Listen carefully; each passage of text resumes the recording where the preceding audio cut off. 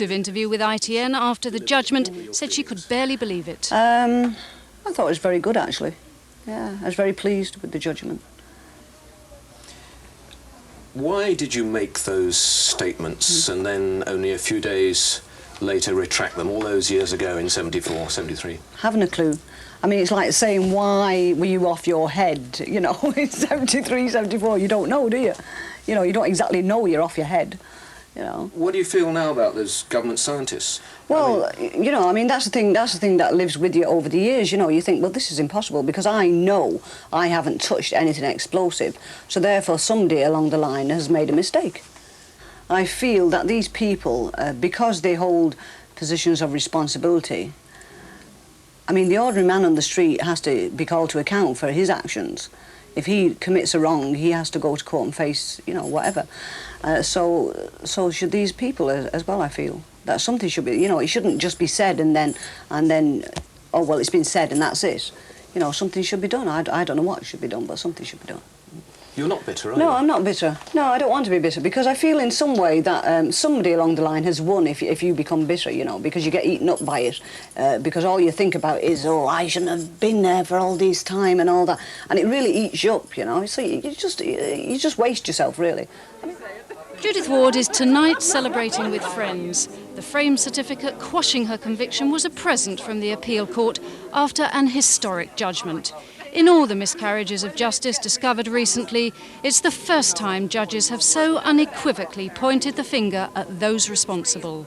Joan Thurkettle, News at 10 at the High Court. European foreign ministers meeting in Oslo today pledged to forge ahead with the Maastricht Treaty, leaving the rebel Danes behind. The decision was taken at crisis talks following Denmark's rejection of the deal on European Union in a referendum. Ministers ruled out any renegotiation of the treaty and said ratification would continue within the agreed timetable. Tonight, the Danish Prime Minister said he may call a new vote on the country's relationship with the community. The Foreign Secretary flew into Oslo today with one clear aim: to play down what looked like becoming the biggest crisis in the history of the European community. His interpretation of the no vote in the Danish referendum was rather different. I think the main purpose today will be to listen to the Danes and see how they see it. I mean, Europe has always proceeded by hiccups, and this is another one. From the start, the Danes made it plain they'd already given up on the idea of getting the Maastricht Treaty itself renegotiated. There's agreement among all Danish political parties that we will not ask for a renegotiation of the Maastricht Treaty, because we know that would be impossible. And tonight, the Danish Prime Minister hinted that he hadn't ruled out the possibility of a second referendum. But speaking in an interview in Copenhagen, he conceded it would have to be on a different basis.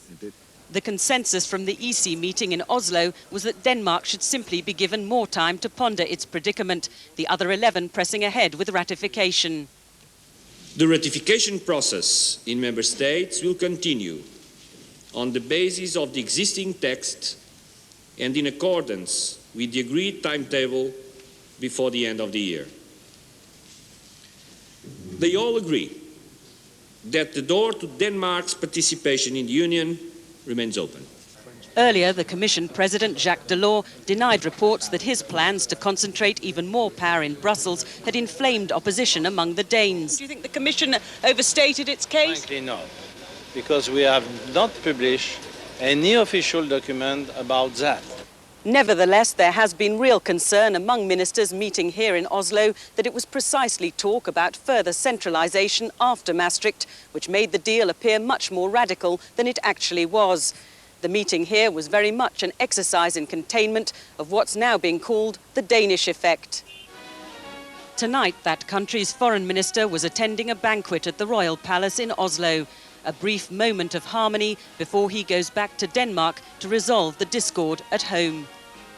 Libby Wiener, News at 10, Oslo. Here, the Prime Minister issued a warning to Euro rebels that going back to square one on Maastricht might lead to a worse deal for Britain. 70 Tory MPs have signed a Commons motion calling on the government to renegotiate or scrap the treaty. Tonight, Sir Marcus Fox, chairman of the Backbench 1922 committee, rejected any implication that the motion carried a threat.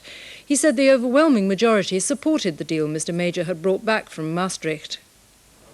Almost half of today's 75-minute cabinet meeting was spent on developments in Europe, and while it is certain that some ministers may have voiced a little Euro-scepticism of their own, collective responsibility still required the official line that everyone endorsed the Prime Minister's position, which he spelt out very forcibly at question time. No renegotiation of the Maastricht deal, because we might lose as much as we've already gained. If we went back to square one, I don't think we could assume that our partners would agree all those matters that were of interest to this country. We must at present await and see how events fall out. But the Tory renegotiators, through the carefully chosen words of their motion, talking about a fresh start within the European community, still believe they've got the message through that Maastricht will have to be changed. The argument has moved on to such an extent over the last few months since the original Maastricht Treaty that I believe there's a tremendous opportunity to push the British agenda much further, much more on the free nations trading together, much less centralism. Up and down the Commons corridors, though, the Tory whips have been busy today, and they've captured one prize. Lady Olga Maitland, a new arrival, supporter of the motion last night, has now changed her mind. I think it's ridiculous to get yourself locked into a position and say, because I put my name to an EDM, I can't possibly change it. Things are changing so fast. To get locked into yesterday's issue is crazy when we moved on to today. Among Labour politicians, no such startling about-turns, but growing support for the idea of renegotiating the treaty. So I think what has happened now is that the Danes have actually rejected it, and we must start again. And of course it gives us the opportunity to say that any reconsideration of this matter now must go back to the social charter that's involved with it, and perhaps we should switch our energies now to enlarging Europe. And in a speech tonight, another Labour leadership contender, Brian Gould, has also been saying that Maastricht was seriously defective on economic and monetary union and needs changing. But while others take up positions, the word from Downing Street tonight is that Mr Major is not in a particular hurry to do anything, especially as he approaches the presidency of Europe. He, like the ministers meeting in Oslo today, is keen to see ratification go ahead, but he is not prepared, apparently, to see Denmark, as it were, frozen out by the others. And a bit of a delay, of course, will give him breathing space here at home as well. He is apparently playing what he calls his Brer Rabbit act, sitting in the briar patch and waiting. Michael Brunson, News at 10, Downing Street.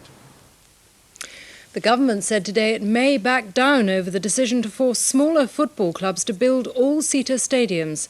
The Heritage Secretary, Mr David Mellor, said many such clubs fear the rule could bankrupt them. All-seater grounds were recommended in the Taylor report into the 1989 Hillsborough disaster. All Britain's senior clubs will still have to build them. This could prove a financial lifeline for 4th Division clubs like Scunthorpe United. Despite an average weekly gate of around 3,000, they've already spent £40,000 converting some of their terraces to seating. Lord Justice Taylor's inquiry, they generalised. To try and compare Scunthorpe United with Manchester United is a nonsense. To protect spectators, the clubs will still have to comply with strict safety control on crush barriers, exits and stewarding. But reprieving some of the terraces will delight the fans. A lot of people watch football standing up, and they do that because they choose to, because that's how they enjoy watching the game. And there's been a great deal of resentment that because of some dogmatic opinion brought down from on high, that people have now got to change their patterns of behaviour and watch football in a different way. It's now been proven that terracing can be safe. But in the aftermath of the Hillsborough tragedy, the Taylor report did highlight real anxiety about safety in football grounds. So why was the government changing its mind about the smaller clubs? I think it would be very wrong to drive them out of business just because one was afraid to give the matter reconsideration. I'm heartened by the fact that what I am doing appears to be in line with what the majority of people in football have been asking for.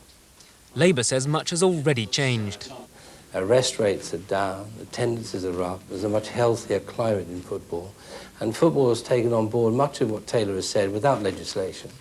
There's no reprieve for the top clubs, who'll have to find £80 million of the total £130 million for converting to all-seater stadiums. But some second division clubs may be exempted, but only if they have very low average attendance. Mark Webster reporting. At the Earth Summit in Brazil, delegates began signing the Convention on Climate Control to tackle the greenhouse effect. Ecology lobbyists and some delegates say it's too little, too late. Alastair Stewart joins us now live from Rio.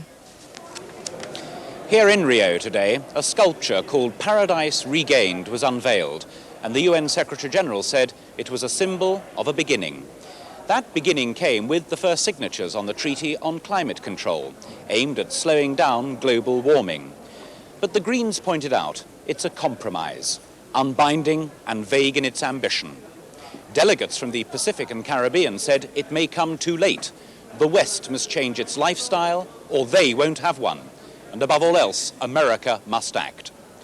A senior British delegate told me he was concerned America was being made the fall guy for all that this summit won't achieve. But I hear persistent rumours, even tonight, that the Americans are still searching for a way to sign the treaties.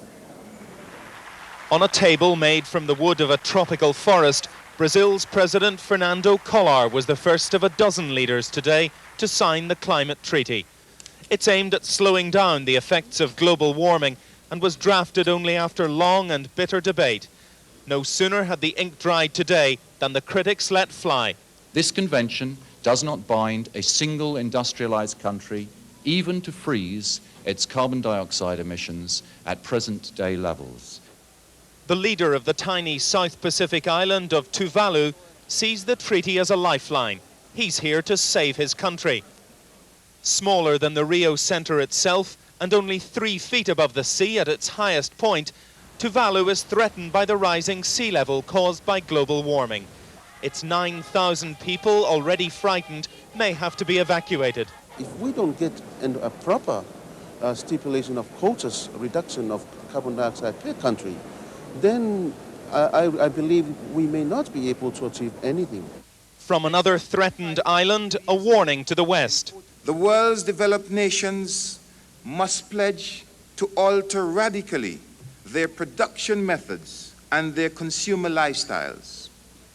Italy responded today by restating its proposal for a $3 eco-tax on every barrel of oil, cloaked in the apocalyptic language often heard at this summit. Out of 23 civilizations in history, 22 were destroyed. Ours is the 23rd. The Earth Summit is an historic occasion. Of that, everyone is agreed. But how to pay for historic change is still at the core of the summit's problems. The World Bank offered today to give a share of its profits for the environment. We may not have all the answers, but we know enough of them to make a beginning.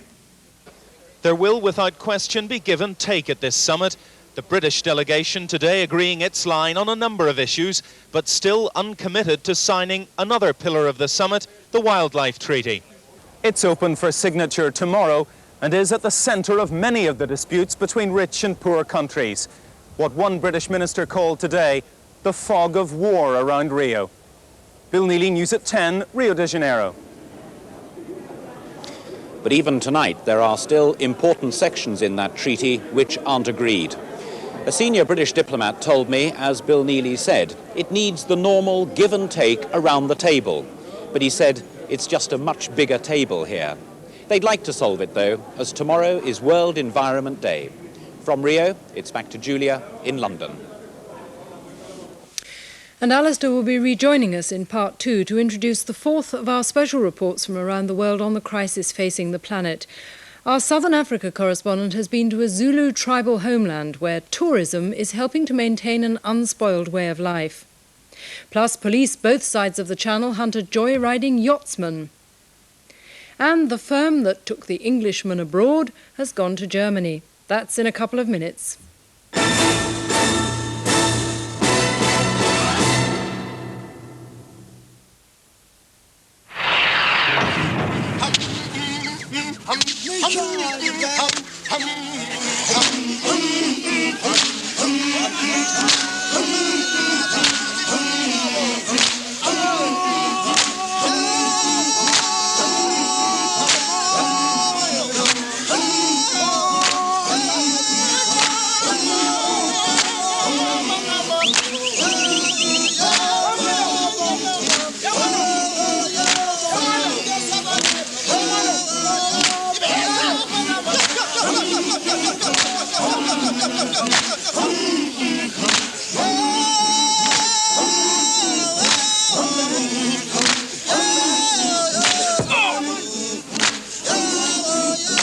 time you took your mind for a run?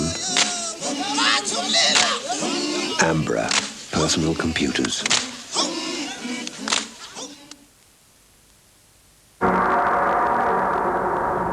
Pray that your sins are forgiven. You, are you ready for the judgment day? You, is your life decent? Is your life pure? I don't believe this. I do not believe this.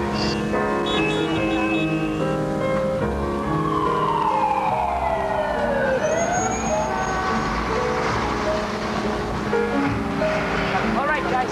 All right. Them that's got shall have. Them that's not shall lose. So the Bible said, and it still is news. Mama may have, Papa may have, but God bless the child that's got his own. That's got his own.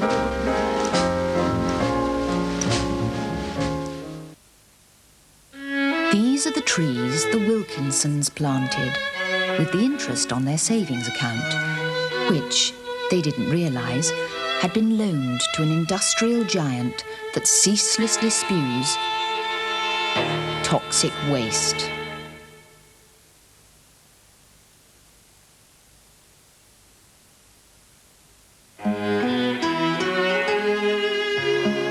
The Cooperative Bank.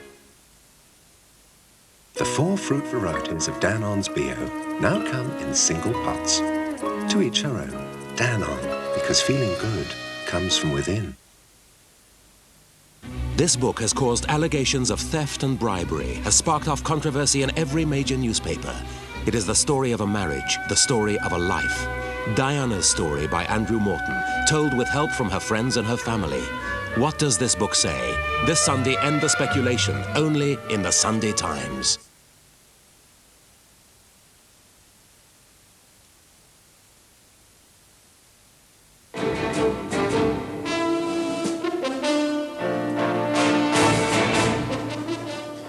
One question crops up in many of the conversations I've had here in Rio.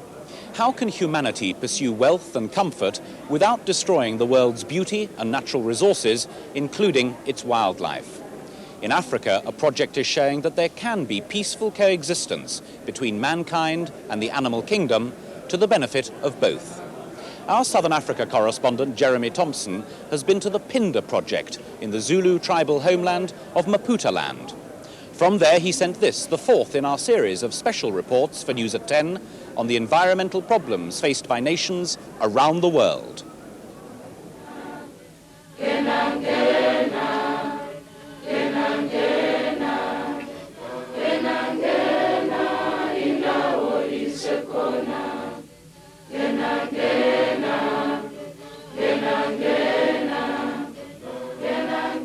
The children of Maputaland are learning that wildlife could be the key to their survival. This Zulu tribal homeland is one of the poorest areas in southern Africa, with 35% of men and 85% of women unemployed. Until now, subsistence farming has provided almost the only living for a rapidly expanding population. The average income barely £100 a year.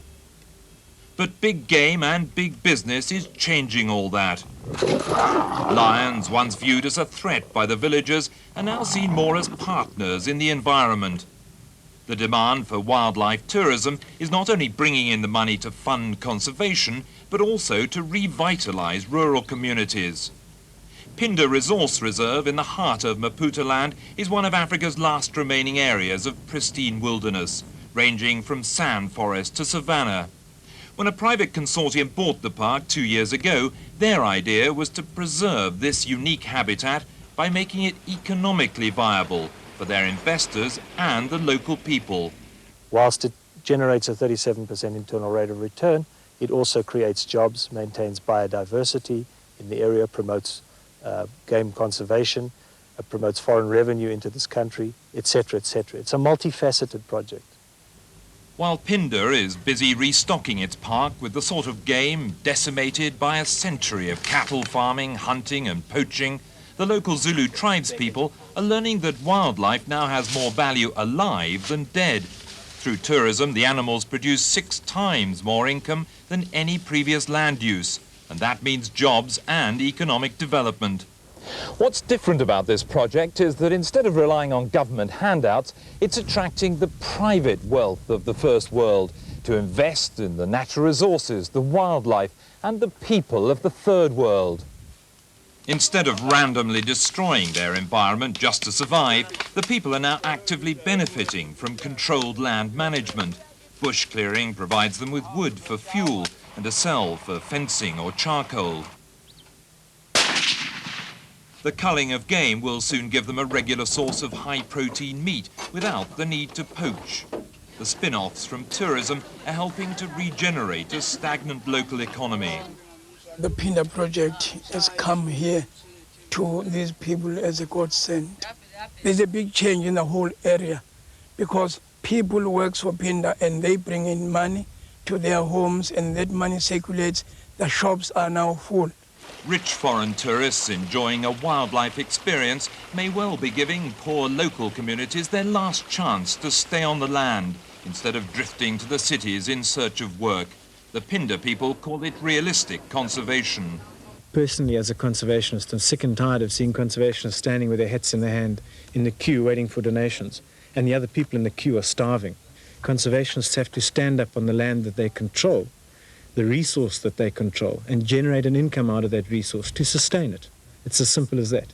It's a delicate balance between nature and people, preservation and profit. If it works, it could become a model for saving many of the prettiest and poorest parts of the world. Jeremy Thompson, Earth Summit Special Report, Maputaland, South Africa. Tomorrow, in the last of our special News at 10 reports for the Earth Summit, Eastern Europe's environmental disaster.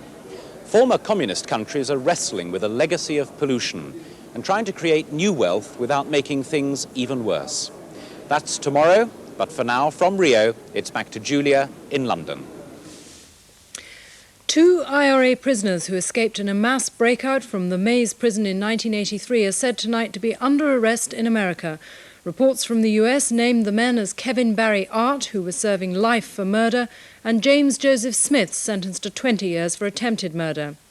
In Germany, the alleged IRA terrorist Gerard Hanratty has been jailed for 2.5 years on arms charges.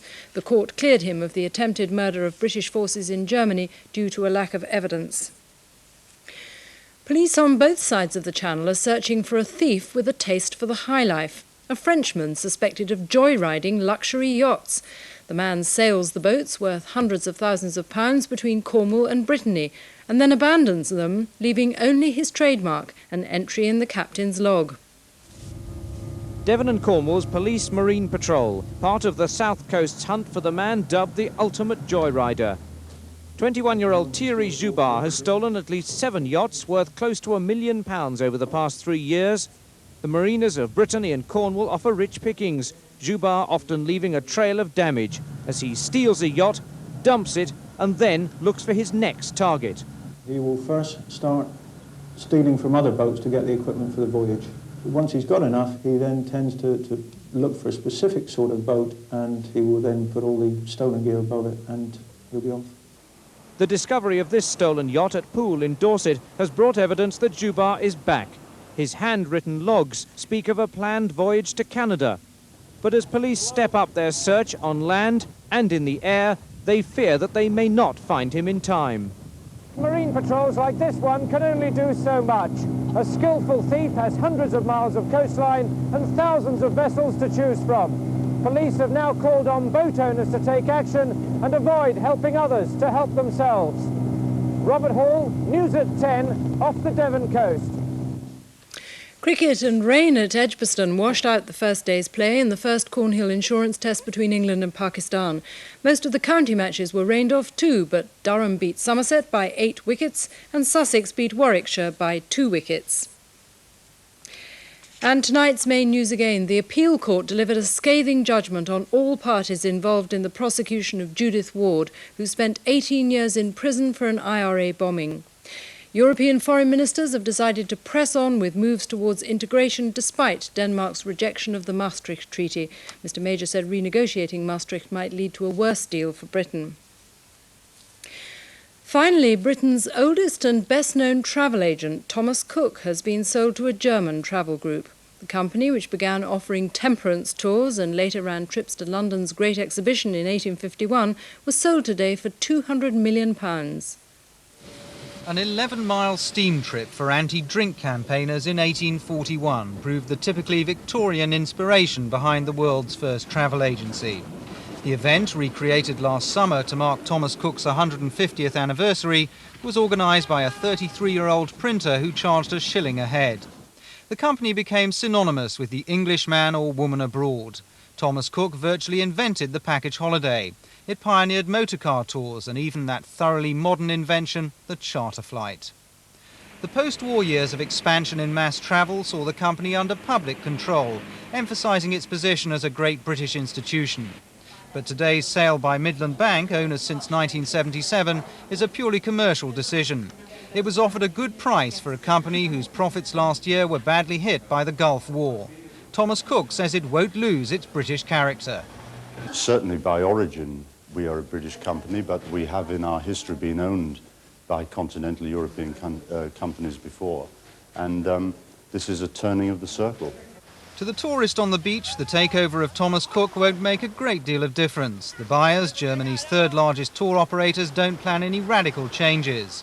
But for generations of British travellers, the passage of Thomas Cook into foreign ownership will cause a few parting sorrows. And that's news at 10 from Alastair, Stewart in Rio, and from me, good night.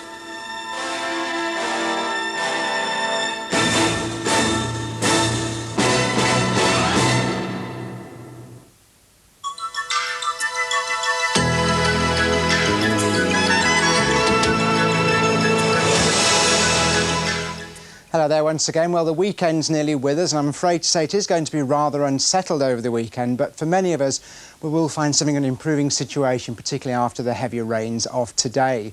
Now, our low pressure is very much in control, centred over the continent, and these weather fronts are going to swirl around throughout tomorrow, particularly down the western and southwestern side of the country, and probably affect Saturday morning as well. But then I think a better situation for Sunday afternoon and Saturday afternoon. Tonight, a lot of rain around across the more central parts of the country, working its way westwards. Not a cold night in store, though. Temperatures not falling too fast. Some mist down the more southeastern parts and perhaps also over Scotland, and fairly chilly with that freshening northeasterly wind. So tomorrow we start like this, a lot of rain around over Northern Ireland, the northwestern parts and down the southwestern parts. Quite bright over Scotland and southeastern England. As we go into the afternoon, I think that rain will tend to slip south and also die out in many places. So an improving situation, but the rain not clearing the west until much later on in the day. With the sunshine up in the north, well, the best of temperatures up there, 19 degrees the tops, but much cooler down the eastern side, particularly with those freshening northeasterly winds. So there you are, a bit of a change in store, but throughout, well, air quality is going to stay good. I wish you a very good night.